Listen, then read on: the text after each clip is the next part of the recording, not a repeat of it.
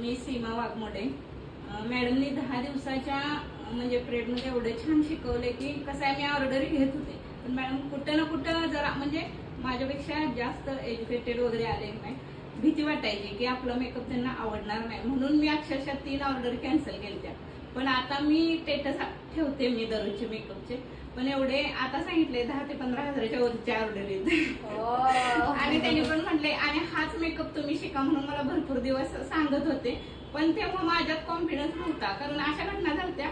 पण आता वाटत नाही. आणि ह्या सगळ्या माझ्या मैत्रिणी म्हणजे हे पण चांगले आहेत. कसं माहितीये का, काय अनुभव दिला, काय मी एवढं छान सपोर्ट केला. मला वाटलं मी मिक्स होते का नाही, का तर खेडेगावात आले आणि ह्या राहिल्या मुली आणि कसं मी मोठी असल्यामुळं पण नाही असं वाटलं नाही मला काय. आणि आज तर मी जास्त नटले, ह्या नटलेत म्हणून मी नटले.